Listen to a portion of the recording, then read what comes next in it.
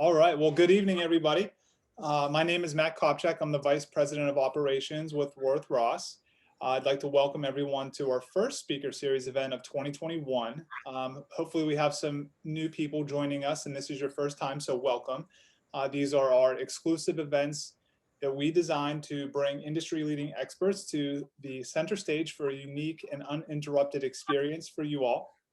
You're going to gain some valuable insight, learn about best practices, and even have the opportunity to ask questions. We select our guest speakers carefully so that they're familiar with the specific needs and opportunities that association boards and managers are faced with. Before we get into the session this evening, just wanted to let everyone know that we are recording this and it will be available to our board and team members. Just like all other videos in this series, it will be on the YouTube page and we can share links to that afterwards. So with that, today's topic is going to be best practices for association financial health. And our presenter, our speaker for tonight is Sam Timothy. Sam is the president and managing partner for Timothy DeVolt and Company. His firm has been the leading provider in the HOA and condo association industry since 1996. Sam joined the firm in December 2015, and under his leadership, the firm has introduced technology and updated systems to improve the client experience as well as begin the streamlining of processes. All of this is designed to lower the disruption for their clients during the audit process. Sam is also a graduate from UT Arlington and chairs the accounting advisory board for the university. So specifically today, we're going to talk about CIRA accounting, tax overview, new GAAP issues, and how to best prepare for them. The format for this evening will be the same as previous events, but if those of you that are new tonight, Sam will present for approximately 30 minutes, give or take, and then we will have a Q&A session following that. So throughout the course of the evening and the presentation, if you have any questions, you're welcome to chat them to us, any of the panelists, or myself. My name is Matt again, and I will present them to Sam at the end. But with that, I'm going to hand it over to Sam and let him take it away. Excellent. Thank you very much. Let me get my screen share going here. And I believe that will take care of that right now. Hopefully you can see my screen. Well, everybody, it's nice to be with you guys tonight. And looking forward to visiting with you. I probably should have updated my presentation a little bit on the title. I'm going to start with some accounting pitfalls and a few accounting related questions, and then get into a little bit of a tax overview and then a couple of specialty GAAP issues at the end. But without any further ado, we'll just get right on in. One of the questions that comes up quite often, particularly when talking to associations and management companies, people involved in this space, or what are some accounting pitfalls that apply to association management?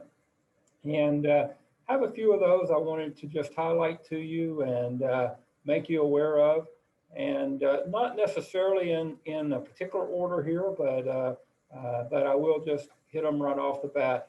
HOA accounting, CIRA accounting, which is Common Interest Realty Association Management, is got some very unique accounting rules.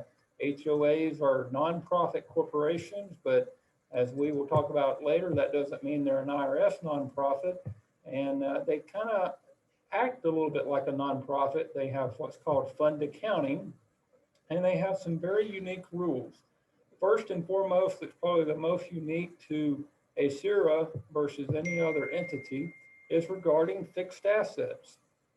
Fixed assets, for the most part, are not capitalized in an HOA, and an HOA only capitalizes fixed assets that are saleable and without significant damage to the entity. So a little bit of a simple rule of thumb: if it's on the reserve study, you don't capitalize it. And if it can't be removed from the association site, you do not capitalize it. So, for example, fencing.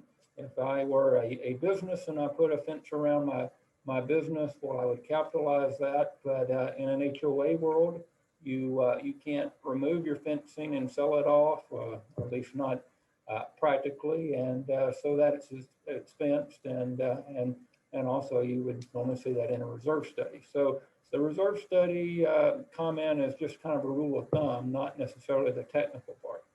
Another pitfall I see quite often is just a lack of understanding of tax implications. We'll discuss that in detail a bit later, but everybody, again, who has never been in this industry, they would come in believing that HOAs are nonprofit, and that implication being that they're not subject to tax. They are a nonprofit corporation, but that does not mean they're not subject to tax. So we'll talk about that a little bit later. Another pitfall is properly accounting for insurance expense. A lot of times we have this type of adjusting entry we have to make on audit reports. Premiums paid at the beginning of the policy start period, they go in initially, or should go in initially, as prepaid insurance, and then it's amortized. A lot of times books are kind of kept on a modified cash basis, and so that's done, but from a true GAAP accounting, that's not proper if you're looking at GAAP accounting, which is what we as auditors have to look at. So that's an area that I see as a pitfall, and since it can be a very material item, particularly on larger associations, that's quite common and adjusting entry we have to make. And the other pitfall I want to make note of is use of the reserve funds to pay reserve type expenditures. Quite often we see some reserve eligible expenditures paid through the operating fund when they could have been paid through the reserve fund. And anytime I have the opportunity or I'm asked, I make a very strong point to say, use the reserve fund to pay reserve eligible expenditures. And then if you choose to increase your funding to the reserve fund, so be it, that's good. But quite often I have seen associations pay those expenditures out of the operating fund, and then their operating fund gets short on cash, and then there are not as many options for them to be financially solvent in the operating fund. So I recommend use the reserve fund for its intended purpose, and then if you have excess money that you want to throw over to the reserve fund, you can do that. So that's a few pitfalls. That's really probably the top 4 or 5 I would cover. Hey Sam, I don't know if you've changed slides yet from your first one, but I'm still seeing the first slide. There we go. No wonder. Yeah, I'm looking at one and talking in another one. There we go. Yeah, so sorry about that, everyone, but I will do a little better job of it this time. Okay.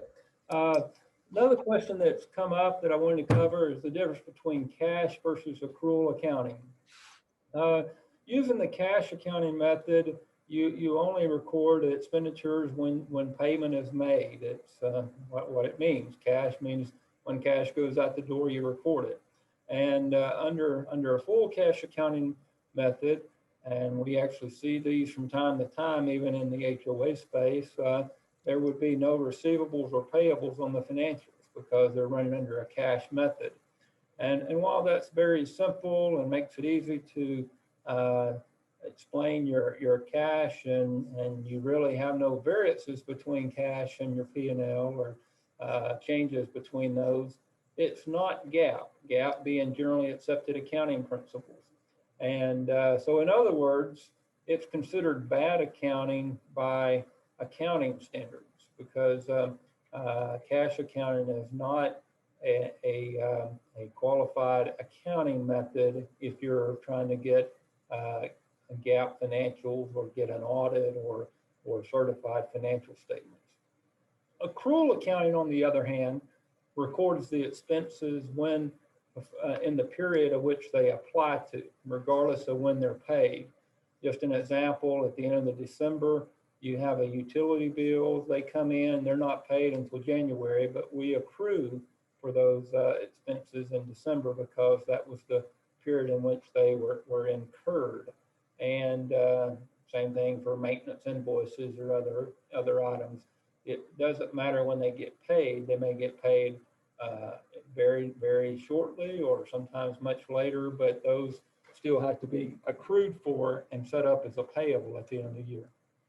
So that's what the cash versus accrual accounting means. Some accounting best practices I wanted to share with you guys.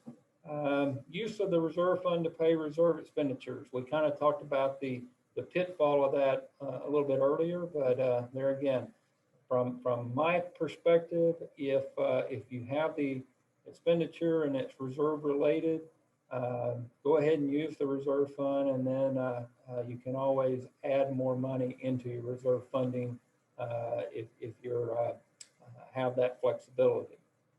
It just means if you don't do that, you can lose flexibility later on. Number two, be aggressive and honest about the future reserve funding needs. I go to a lot of annual meetings, etc., and I've been to some where boards were a little bit hesitant to share with an association, and this generally isn't one that's tight on funds, but they were hesitant to be honest about what their reserve funding need was versus where they were at. And that never ends well. That story fast forwards and it gets bigger and bigger, and it becomes more and more painful. And then there's people complaining because elevators don't work, but they didn't get plenty of reserve funding to take care of those issues, and then everybody's upset. So you really do need to be honest about your reserve funding needs, and make sure you as boards or as management are really clear about that, because it's easy to think, well, I don't need it today, but tomorrow comes a lot quicker than you think. So it's important that you set that expectation. Number three, keeping your accounts reconciled. If you have a receivable account, keep up with who owes what. If you have deposit liability accounts, keep a schedule of who you owe that to. This should always, my rule of thumb is there should always be a detailed schedule for each balance sheet account. So any balance sheet account on the balance sheet, you should have a schedule of that. If it's prepaid assets or prepaid expenditures, you want to know what makes up that balance so you can track it and make sure that it's getting amortized appropriately. Next item is just simple stuff, but it's the fundamentals: reconciling the bank accounts and clearing reconciling items. I can't tell you how many times I've seen bank reconciliations. Okay, that's a requirement, something you should do, but it's got a reconciling item that's 3 years old, and that should have been taken care of. If that check is not cleared after a reasonable amount of time, it needs to be voided and reissued, or determine what needs to be done with it. If it's got another reconciling item, you just because it's a reconciling item doesn't solve it. It just means you've identified something that's got to get taken care of. Eventually, you have to take care of it. So that's the accounting best practice I wanted to put out there for you. Starting to move a little bit more towards the areas of taxation in Texas. There is Texas franchise tax. That is a tax in the state of Texas. It's not income tax, but it's a franchise tax. And it's important to stay in compliance with the Texas Comptroller and the Texas Secretary of State. Because if you don't, as you see in my third bullet, and there we go, I got to get back to there. If you do not stay in good standing with them, well, they can prevent you from opening new accounts. They can step in and prevent you from conducting certain business activities that involve state, bank, courts. So it's important that you stay compliant with that. My second bullet, there is maybe a little known, and something that probably needs to be known a little bit more. An HOA can apply for franchise tax exemption. And to qualify, there's a couple of requirements. You can't have any commercial activity in your association and individual resident owners must occupy at least 51 or must have at least 51% of the voting control. So in that case, investors, they don't count towards that. If you have a condominium association and you've got 3 or 4 people that own 10 units each, and that puts them over 50%, then they're automatically disqualified from filing for a franchise tax exemption. If the state has forfeited the right to transact business, which that happens after you're out of compliance with the state comptroller and you haven't addressed it in a reasonable period of time, you can have your right to transact business forfeited, and that is done by the Secretary of State. When that occurs, then the name of the entity becomes available for someone to pick up. It also has some other ramifications, but that is one of them. I've had cases where an association got sideways, did not stay current on their franchise tax, that got forfeited, and all of a sudden their name has been taken away by a new development or an association in another area, and all of a sudden they can't be the same name that they've always been, because you can't get it reinstated without permission, and permission's not going to be given in a case like that. So it is important that you not let your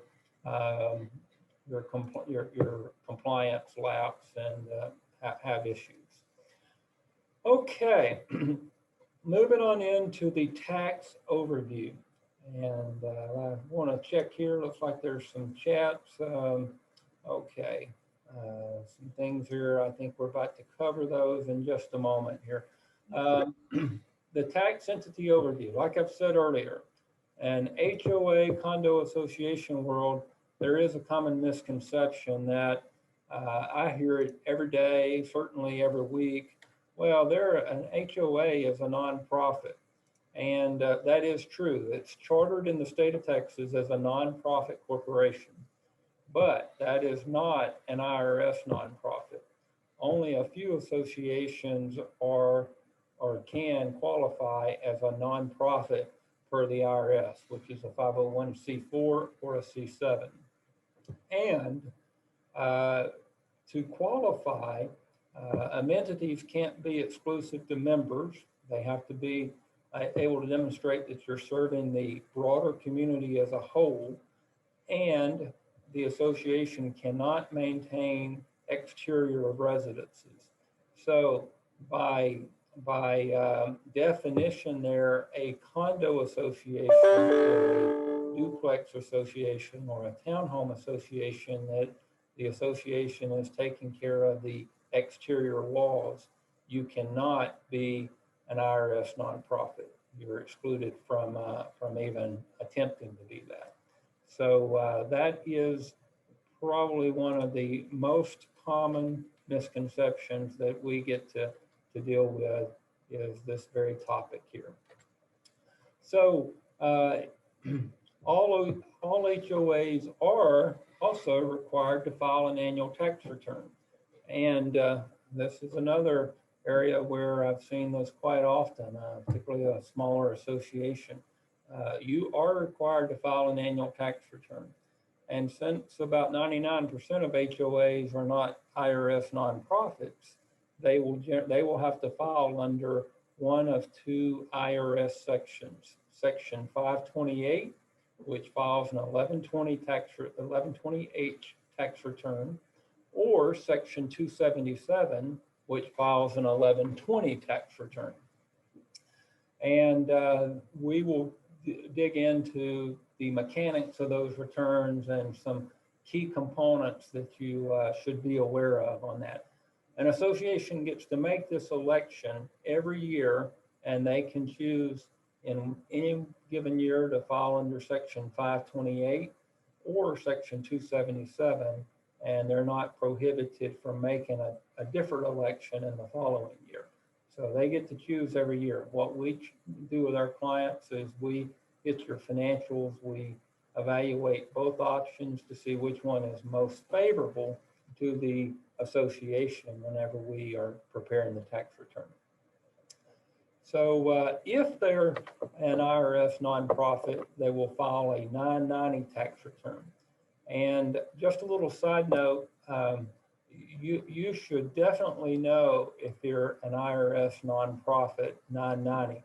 The IRS issues a letter if you've applied for that, and that letter will state you're a nonprofit. And to apply for that, you get to pay a good little bit of money to even apply. The IRS requires a $600 application fee, and people who are going to help you get there will charge you several $1,000s to go through that process. So you don't just get a 990 tax return nonprofit status without activities that boards and frankly your corporate books should be aware of that. Okay, moving on a little bit more on these different types of tax returns and these different elections. The Section 528, which is the election that results in filing an 1120H tax return. About 85% of the associations we prepared last year filed under Section 528. And generally under Section 528, you will have no tax. That doesn't mean you're not subject to tax. It just means that you won't have tax under Section 528 unless there's a couple of things that happen.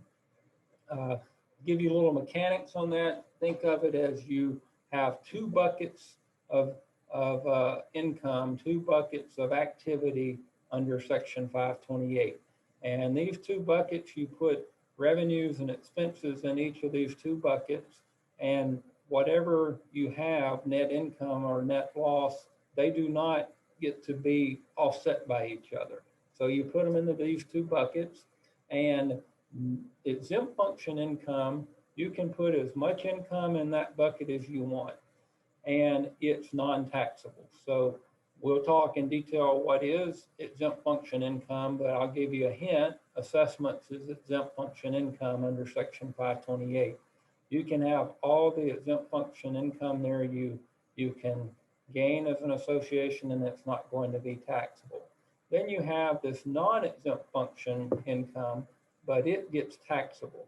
And whatever that is cannot be offset by exempt function losses. So if you have non-exempt function income, you're going to pay tax on it. And there are two rules that you have to consider before making a determination if you can even file under Section 528.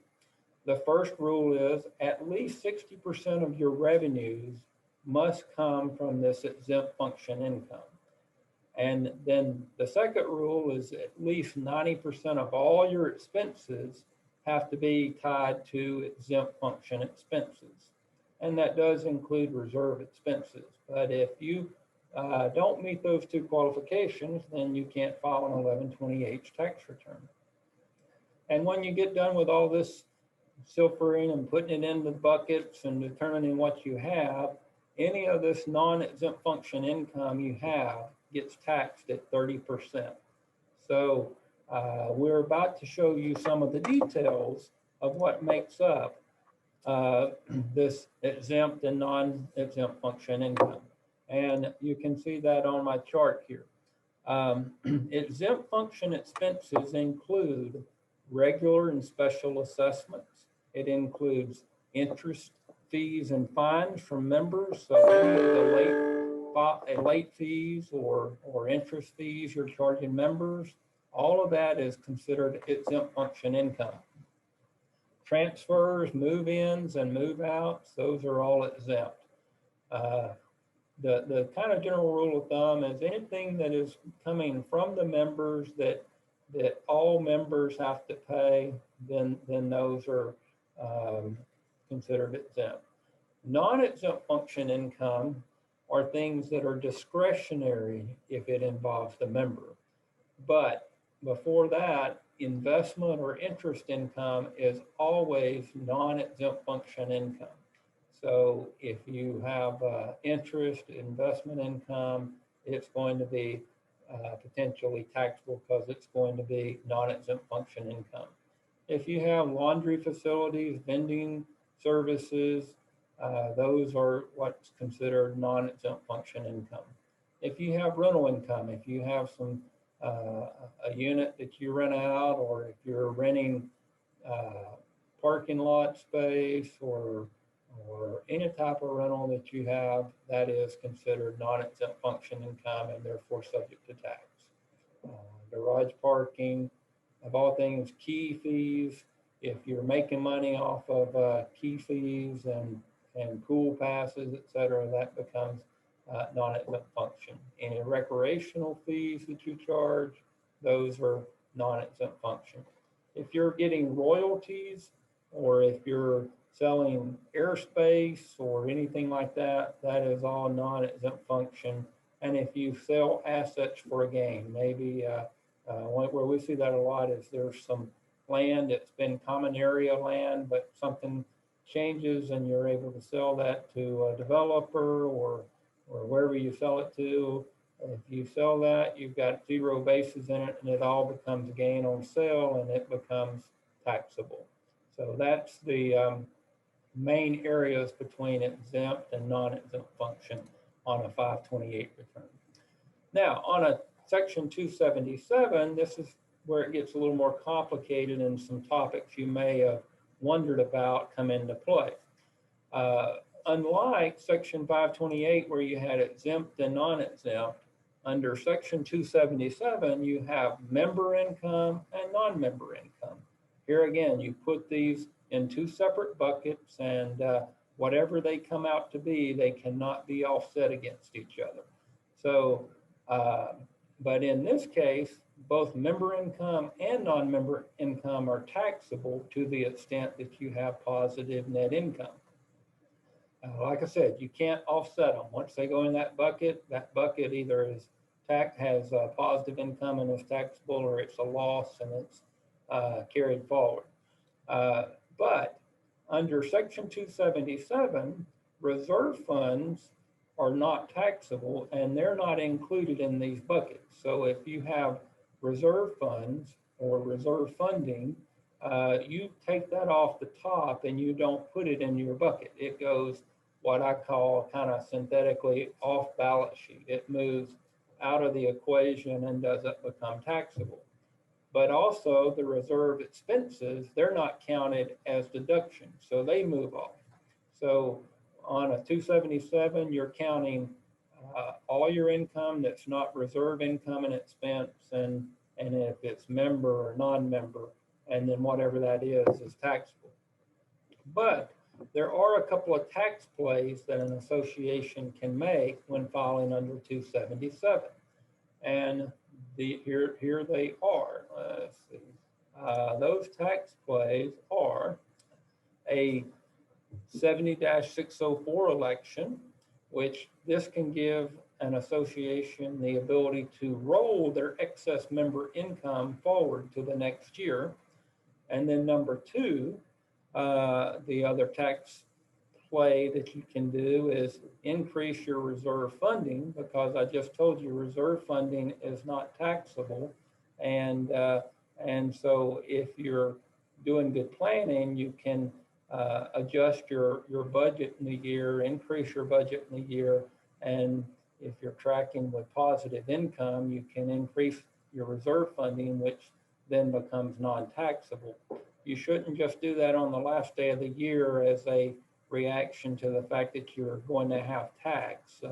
My recommendation is you take a look at that every quarter, and if you see that you can increase your budgeted funding to the reserves, you should note that you're making a budget change and notify your members you're increasing your budget allocation there because you had the opportunity to do that, and that's the safer way if you're going to do that. But those are two tax plays you have under Section 277 to basically mitigate, offset, make sure you manage your tax a little bit. And if you're filing under 277, you have a 21% tax rate versus a 30% tax rate. So there is one of the reasons why we often are electing under 277. If you have a lot of investment income, if you have a sale of real estate like land or a unit where it's hundreds of thousands of dollars, you're trying to save the tax because it's 9%, instead of being 30%, it's 21%. There is an incentive to see if you can file under Section 277 in those cases. So that's a little bit about Section 277, but one of the things I didn't cover is, well, what is member income and non-member income under Section 277? Well, here's a little bit about what they are. Member income, regular assessments, interest, transfer, move-in out, laundry income, then rental income, garage parking, those are all considered member income to the extent they're supporting members. Note, though, that garage parking income I've got on both the member side and the non-member side. If you live in a condominium that's got a parking garage that you're renting garage spaces to members, but then you have floors that you're renting to an office building next door, you can have garage parking that is member income, and you can have garage parking that's non-member income. That's how you can have that item be on both sides. It's literally, if you're taking in money from places that aren't members, it goes in the non-member. If you're taking in money that's coming from members, it goes into member. And then we split the expenses accordingly as well. So that's a little bit of an overview on Section 277. But like I said, Section 277 gives you a little bit more of a tax play if you can plan ahead and if you've got some significant transactions, because of the two tax elections, rolling your excess income 1 year into the future. It's a one-time roll forward, but it does give you the ability to push it forward if you had a bunch of gain in 1 year, a bunch of income in 1 year, but you're going to have losses or negative numbers in the next. It kind of helps you be able to do that and offset and not pay tax on the high years and not get credit on the low years. Okay. So that, yeah. While you're on that topic, there's a question that's relevant to it, and it might be good for everyone to hear while everyone's thinking about the tax implications of exempt and non-exempt. Okay. But so the question is, for taxable income on an expense such as a guest suite or recreational facility income, there's expenses associated with that income though. So is the net income being taxed after the expense is accounted for? Absolutely. Yeah. You get to, if you have direct expense, you offset the revenue. If you have like one unit and there's expenses that you would allocate, we would allocate costs that are okay to be allocated to that unit. So in that case, we would use some prorations that are supportable allocation methods to allocate. So on that unit that's a rental unit, we will allocate, if it doesn't have its own electric expense, well, we would allocate electric, but it probably has a designated electric or various meters. But things that we do allocate, I mean, there's some management cost to facilitate that. We'll allocate that. If there's maintenance and various services to cleaning services, we would allocate that. So you can allocate, you just have to have support behind your allocation methodology. The same could be said for like a business center as an example. It's not a guest suite, it's a bigger amenity, a bigger common space, but it can be reserved for one individual owner as an example. And there's still expenses tied to that with cleaning and house, whatever it might be. Exactly. Electric. Okay. Yeah, so we will allocate that to the degree it's not already Okay, broken out. thank you. Good question. Okay. Had a couple of quick new accounting rules and regulations that are beginning to have an impact on associations, i.e. the CIRA world, like I talked about earlier. So I was going to just touch on those. The first one being the new accounting rule ASC 606. This is a new accounting standard. It's not that new to if you're in public accounting and working with public companies and in industry. It's been out for a couple of years. They had implementations, I think, in 17 and 18 and maybe even 15. But it kept getting deferred for for non-publics, and then 19 it came out there, but we were a little bit immune from it and thought we were going to be totally immune from it. I guess that was 18. But in 19, last minute clarification came out that it applied to homeowners association. And it really was built off of the fundamental that it applied to timeshares, which is not necessarily a homeowners association, but they lump us in together. And it came out. What the new accounting standard does is say that for reserve funding, for reserve revenues, you don't recognize it as revenues, and you just set it on the balance sheet as deferred income until you have reserve expenses, and then you recognize reserve income equal to the reserve expenses that you're incurred, such that your reserve fund is always zero and you're just sitting there with a liability, not a fund balance. You just are sitting there with cash and a liability. Well, they do have 5 tests, and I'm not going to read them all, but those tests, which are here on the screen about the customer, the contract with a customer. Well, a reserve fund doesn't have a contract with a customer. Your identification of performance obligations in the contract. Well, you have individual activities in reserve funding, but when you collect funds for reserve funding, you don't have a performance contract. You don't even know what it's going to be. You've got budgetary plans, but you don't have specifics. Anyway, you look at these 5 tests, they really do not apply very well to reserve contributions that are being made, the reserve funding that's being made year to year. And we as an industry, and particularly practitioners in this industry, since we can't really perform these tests when money is collected and at a time to say we're going to recognize that, believe that this accounting standard really is like trying to make a square peg fit in a round hole. We don't believe it really works very well for this space. And the CIRA industry as a whole has been very consistent about this. So while it's a new accounting standard, our recommendation has been, and our default position has been, we're not going to apply that standard. So we have in our audits made a footnote that we are not adopting that standard. And there could be an association or two that says, well, we're going to adopt it anyway.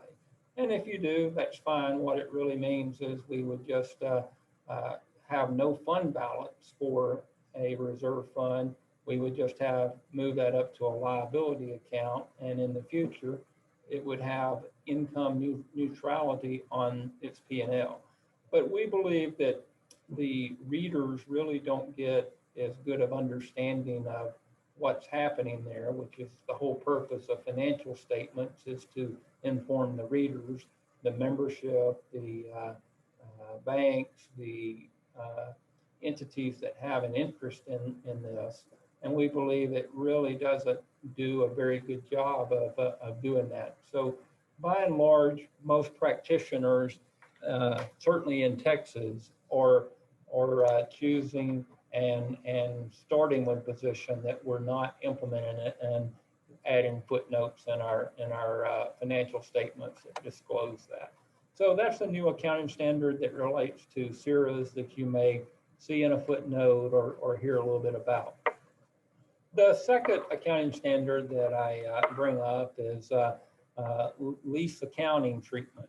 And this has been a topic within accounting for many years now, but it's made its way to the homeowners associations, condo associations, and it's changing the way leases look. Now, at a 11th hour, it got pushed another year or two. I think now it's actually 2021 before you have to do it, but it was on the radar to go into effect in 20, and then it's gotten pushed a little bit more. But it is going to be an implementation, and we now have some associations that have begun adopting this in their financial statements. And what it does, and just this screen here kind of demonstrates this, but on a lease now, you do have to put it on your balance sheet. In the past, an operating lease did not show up on your balance sheet. You just had an operating lease, and you had lease expense in your P&L, and you would credit cash and debit lease expense. Now, what you have to do is you have to set up a right of use asset. So you set it up like a fixed asset, so to speak, and you have to record a liability for the future payments that you're going to make. And you put that on the balance sheet, and you amortize that as expense on your income statement, and you show it on your cash flow statement as obviously cash and principal and interest on a finance lease, and then on an operating lease, you just show it as cash for lease payments. So that is a change, which means now on association balance sheets, you will start seeing right of use assets, which are leases, and you'll see right of lease assets and lease liabilities in the liability section. And I had one just this week that we drafted that has that on it. So you're going to start seeing it. We have to do it on all leases in 2022, I believe, but you're going to start seeing that more and more. And basically, we now have to disclose that you have a liability that we used to be able to kind of keep off the balance sheet. Okay. The last page, and I'll just run through this real quick. I've had a question about engagement letters. And this page here, if you're looking for an engagement to be performed in the first quarter, I've had some say, I need to get engagements done and get it done the first quarter. Keep in mind, CPAs, their supply and demand is very high on the demand, very low on the supply. Therefore, it results in a premium price if you're trying to get your audit done in the first quarter. That doesn't mean with me, it's within a CPA. That's just the nature of the profession.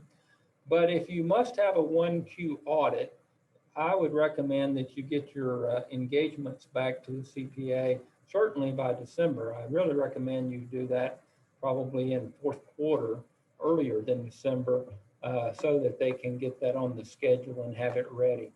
And then I've had the question of, well, what's the difference between an audit and a review? An audit report, the auditor gives an opinion where we're obviously putting a bit of skin in the game with our license and credentials, but the auditor gives an opinion that there's a reasonable level of assurance regarding the financial statements we're presenting. And a review report, the auditor is just giving limited assurance and gives no opinion on the financials. So there's a pretty significant difference between a review and an audit report from the standpoint of what's the assurance being given. Limited assurance versus giving a reasonable assurance. given an opinion versus no opinion. That's the difference between an audit and a review. And depending on what type of, I know banks, if you have any financial obligations, you need to give an opinion and an audit report. The Texas Condominium Act requires an audit. It doesn't say anything about a review, but to be compliant, you need to do an audit. So that's the difference between those types of reports. There's a lot more confirmation that takes place on an audit than on a review. Hey, Sam, we have 14 minutes, so can we go through some questions? Let's do it. That was really the end anyway. So okay. Let's start with we'll start with, we have a couple in the chat. The first one is related to the cost of a reserve study. So is the cost itself of the reserve study eligible to be paid from the reserve fund, or is that just an operational fee? No, it can be. That's okay. That's appropriate. Excellent. Thank you. The next one we have is sales and use tax exemptions for HOAs. You touched on that briefly and went through some specifics. I don't know if you want to expand a little bit on that, a little bit more on that. The only way you get true complete sales and use tax exemption for an HOA is if you're an IRS 501c4 or C7. You are exempt from sales tax on utilities, and there's a concept of a closed-in contract that can give you some exemptions as an HOA, but you're not completely exempt from sales tax unless you're a 501c4 or C7. Okay. Next one, going back a couple of slides, it says for the 277 section, the chart of two types of income, both members and non-members, were both listed as taxable. Is that correct, or was that an error? This one? No. These are both taxable. Member and non-member is taxable. They're just two different buckets. So you can't mix those two buckets together. So member income, you've got all of this stuff, but if it comes down to the end that's positive, it's taxable. Non-member income, if it comes down that after your income and expenses, it's positive, it's taxable. That's the difference on 277. Both buckets are taxable. Excellent. Okay. Perfect. So next we have is the wait. Okay, next up we have ASC 842 treatment. Is the ASC 842 treatment a Texas state requirement or a federal one? It's not under either. It's the auditing profession. So it's auditing standards, but not really auditing, it's accounting standards. So it is actually worldwide. So it's not a federal or state issue, it's accounting standards. Okay. This one, here we go. So how much detail should an HOA expect to see in an audit versus a traditional business audit? The audit report financials are generally very summarized into major categories. Your footnotes cover any material transactions. Obviously, a public company audit has a lot of additional detail because it's usually dealing with a lot of complexities and various industry required breakouts, etc. So audit reports for the association industry are pretty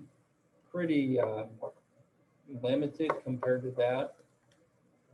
And they only cover in footnotes material items versus a lot of transactional items. Okay. So let's see. Okay, so we have another one. If an association is not adopting ASC 606, but noted in notes, isn't there also a GAAP departure on the audit report? Yes, there is. There is, and that is a departure from GAAP, and it's one that has gone as an industry, I guess, a big pushback on the industry, and even in peer reviews, they're aware that that is a departure that is a prevailing position by associations. Okay.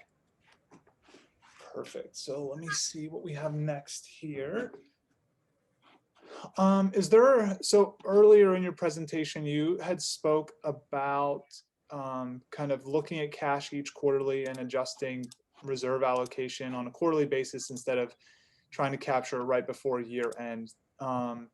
Is there a recommended amount of cash on hand that an association should have? You know, I get that question quite often, and I generally say on the operating fund, if you've got 3 to 4 months operating expenses, that's really sufficient.